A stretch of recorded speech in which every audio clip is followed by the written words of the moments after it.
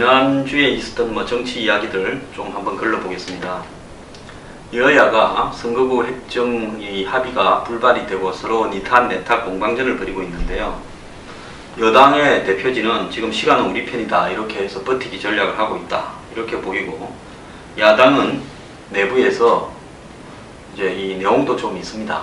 오픈 프라이머리를 하자라고 비주류들이 이야기를 하고 있고, 문재인 대표 사퇴하라 이야기도 하는데요. 이렇게 하는 이유가 뭔가 하면, 야당 안의 비주류는 선거구 협상을 할 때 문재인 대표가 이 비주류 의원들이 주로 많은 호남의 농촌 지역을 여당하고 이렇게 줄이는 걸로 합의하지 마라, 그 이상을 얻어내라고 지금 굉장히 압박을 하는 것이 지금 이 시점입니다. 그래서 78명이 의총도 소집하고 박지원 의원이 문재인 대표를 만나서 사퇴하고 통합선대위를 구성하거나 통합전당대회를 하자 하고 총력을 집중해서 공천을 노리고 지금 공격을 하고 있는 겁니다.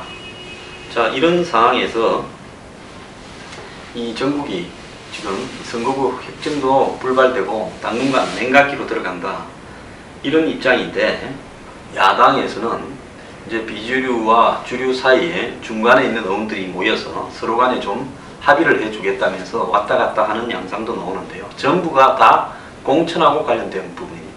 이번 주에 정치권의 특징을 보면 교과서 문제에 관한 이야기가 쑥 들어가 버렸습니다. 왜 그런가 하면, 자신들 공천이 걸려있는 문제가 진행이 되다 보니까, 선거구 협상과 공천과 관련되는 내부 논쟁이 벌어지다 보니까 교과서 문제는 그냥 옛날 이야기처럼 상당히 잊어버렸습니다.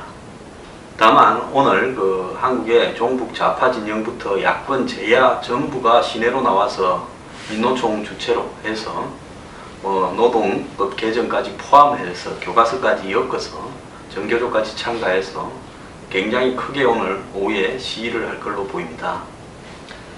자, 이 부분에는 또 야당의 의원들도 상당히 참여할 건데요. 그렇게 되더라도 결국 준법을 하면서 해야 된다는 것이 많은 국민들의 생각인데, 그런 부분에 대해서는 아무런 생각이 없는 것 같습니다. 여권도 내부가 좀 복잡해요. 이번엔 또 친박들이 좀 사고를 쳤는데요. 홍문정 의원 등이 이원 집정부제 개헌을 이야기했습니다. 그러다 보니까 친박 내부에서 생각이 좀 있는 사람들은 뭔 지금 이런 이야기를 하냐고 선긋기에 들어갔습니다. 그래서 친이고 친박이고 간에 새누리당에 왜 이렇게 당당한 사람들이 찾아보기 어려운가. 자, 공천과 관련해서 박 대통령이 소신이 있고 그 다음에 계획을 밀어붙이고 한다면 뭐가 두렵습니까? 그래서 박 대통령을 중심으로 예를 들어서 공천이 마음에 안 들면 갈라서면 되고, 안 그러면 서로 합의를 해서 적절하게 공천하겠죠. 새누리당이 언제 갈라서는 거 봤습니까? 대한민국의 보수정당은 공천이 마음에 안 든다고 갈라선 적이 한 번도 없습니다. 또 적당히 합의를 해서 예를 들어서 서로 공천을 어떻게 나누고, 또 더 나아가서 예를 들어서 이 공천하는 경선 방법도 국민 50, 당원 50 이렇게 또 합의가 될 수가 있겠죠. 저는 그럴 가능성이 크다고 봅니다. 그래가지고 또 서로 언제 그러냐는 또 선거 치르고, 그 다음에 또 서로 간에 선거 치르고 난 이후에 누가 당선되고 누가 당선 안 됐냐 가지고 친이 친박의 세력 분포가 있을 거 아닙니까? 그걸 가지고 또 다음 대선을 가기 위한 또 방향 전환이 될 거고 새몰이가 되겠죠. 자, 그런 입장에서는 친박은 진짜 못 믿겠다고 그러면 완전 정치판을 물갈이할 수 있는 새로운 판짜기에 나서야 될 거고, 그게 부담스럽다고 한다면 결국은 김무성 대표하고 적절하게 합의를 해가지고 이렇게 가겠죠. 압박도 할 것이고 회유도 해서 가겠죠. 저는 후자가 더 가능성이 높다고 봅니다. 여태까지 친박이 하는 행태를 보면요. 그런 상황에서 예를 들어서 지금 이원 집정부제 개헌을 하는 이유는 뭐냐. 자, 그래서 반기문 씨를 친박이 옹립하고, 그래서 반기문 사무총장이 당선되면 친박에서 총리를 맡고, 그래서 박 대통령이 그 이후에도 일정한 정치세를 TK 지역을 중심으로 수십 명을 확보해서 퇴임 이후에도 정치적 영향력을 행사한다. 정말 꿈같은 이야기입니다. 이야기 자체가 잘못됐다는 게 아니라요, 지금 충실해야 나중에도 그렇게 될 수 있는 것이지, 그건 국민이 선택하는 겁니다. 지금 이런 이야기를 떠들고 다니면 국민이 선택을 안 합니다. 왜요? 지금 대통령이 G20 가기 전에 법안 좀 통과되는 걸 볼라 했는데 뭐 여야 간에 별 정점도 없는 그런 법들은 33분 만에 37개나 통과시키면서도 정작 중요한 서비스 뭐 산업 개선 발전법이라든지 관광진흥법 이런 부분들은 통과도 안 시키고 FTA 한중 FTA도 무관심 하지 않습니까?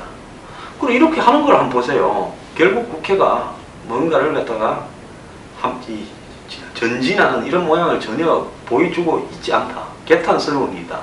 이런데 친박들은 출마를 하겠다고 나서니까 또 현직 부총리나 장관들도 그런다니까 대통령이 개각은 나중에 11월 말이나 12월 초에 있다. 그때 일괄적으로 하겠다고 이야기한 거 아닙니까? 그렇다면 결국은 지금 국회에 집중하기를 바란다는 게 대통령 뜻이지 않겠어요? 그렇다면 거기 집중해야 되는데 왜 또 친박이 나서서 불을 지르고 있느냐? 이런 부분에서는 굉장히 개탄스럽습니다. 또 갤럽은 때를 맞춰서 박 대통령 지지율이 40%다. 뭐 이제 요 근래에 계속 내려가고 지금 요 근래에 지지율 중에는 가장 낮은 수준의 하나다라고 이야기를 합니다. 저는 이 여론조사가요, 뭐 자기들이야 정기적으로 때 맞춰 하겠지만은 항상 그럴 것이다라고 생각하면 정확하게 그렇게 나오는 여론조사 모양을 보면서 진짜 여론이 여론조사 내용을 만드는지 여론조사가 여론을 만드는지 그게 좀 의문이 많은 사람입니다. 그런데 이 지금 문재인 대표가 개헌을 하려면 정정당당하게 총선 공약으로 제시하라 고 여권의 친박에 대해서 비판을 했습니다. 문재인 대표한테 이런 소리 들어서 되겠습니까? 지금은요 개헌 소리 할 때가 아닙니다. 그리고 저는 개인적으로 소신은 안 바뀌는 사람인데요, 통일이 될 때까지 절대로 이원 집정부제나 내각제 개헌이 되었으면 안 된다. 그것은 북한에 대응하는 부분이나 여러 가지 안보 부분에서 있어서는 안 될 일이다. 이렇게 생각을 하고 있는 게 제 소신입니다. 저는 절대 이 소신 안 밝힐 거예요.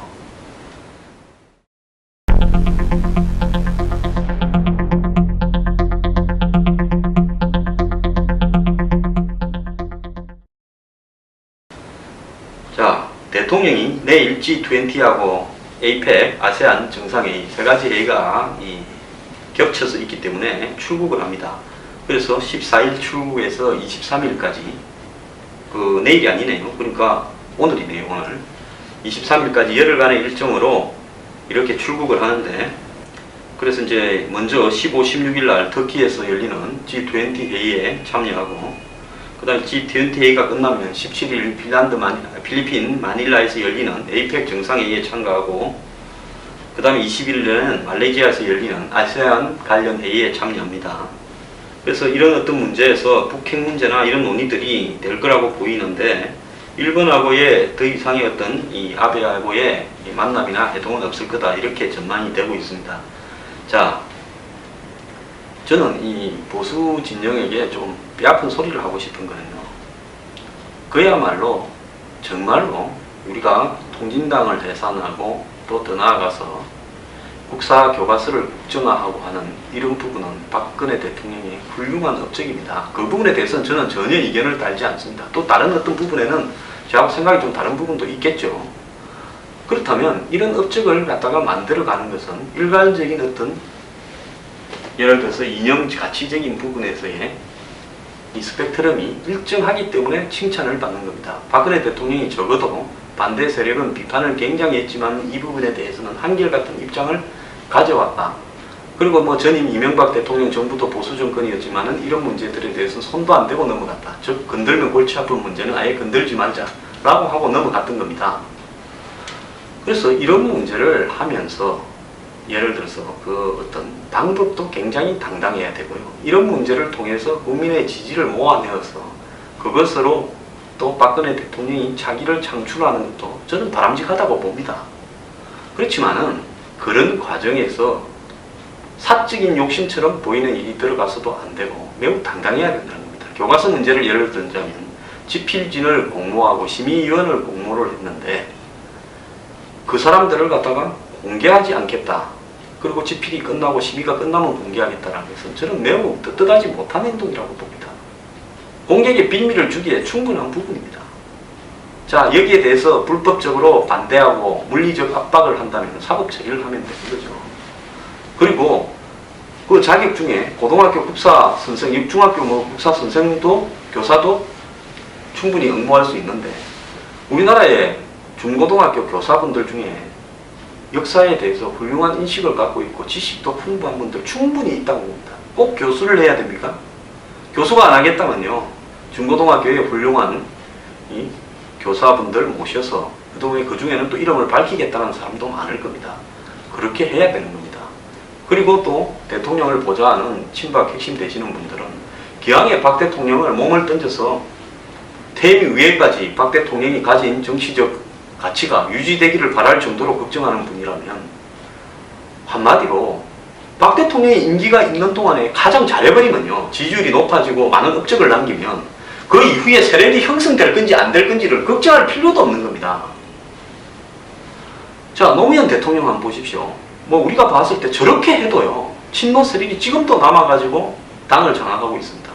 김대중 대통령 한번 보십시오. 동교동계가 지금도 남아가지고 영향력을 미치고 있습니다. 거기에 반해서 우리 왜 보수 세력이 이명박 대통령은 자기 계보 아직도 뭐 친이가 좀 많고 영향력을 하고 있지만은 오래 갈 것인가? 오래 못 간다고 보고 그 이전에 예를 들어서 YS계도 오래 갔느냐? 오래 못 갔습니다. 그 야권의 계보는 오래 가는데 왜 여권의 보수의 계보는 오래 못 가느냐? 그 부분은요. 가치와 어쨌든 그게 옳은 방향이든 틀린 방향이든 가치와 철학과 그 다음에 일종의 공유할 수 있는 자신의 지지자들에게 공유할 수 있는 명분을 갖다가 옳든 그르든 분명하게 던져줘야 된다는 겁니다. 그래서요. 뭐 대통령을 자기의 반기문을 세워서 총리를 뭐 친박이 맡고 그 다음에 대통령 퇴임 이후에 예를 들어서 뭐 일정한 TK 의원을 세력을 유지해서 박 대통령의 가치가 유지대로 가겠다라는 것은 솔직히 말하면 제가 듣기로는 박 대통령 팔아서 장사한다는 것밖에 안 들립니다. 그렇기 때문에 그렇게 하지 말고요. 그냥 지금 대통령이 하는 모든 일에 몸을 던져서 앞장서서 몸을 던져서 그리고 대통령이 올바른 방향으로 가도록 충언과 직언을 하면서 계속 이번 국사교과서와 같이 국가를 바로잡는 일에 몸을 치러야 된다는 겁니다. 진실한 사람은요. 그야말로 대통령 앞에서 충성을 바치면 나중에 나의 사사로움을 전혀 개의치 않는 사람이 대통령이 말하는 진짜 진실한 사람 아니겠습니까? 자, 에서 정치인들이 안 그래도 우리나라에 어려운 문제가 많은데 일부러 입으로 화근을 만들지 말기를 바라고요. 특히 대통령 주변에 있는 사람은 더더욱이 그래야 된다고 생각합니다.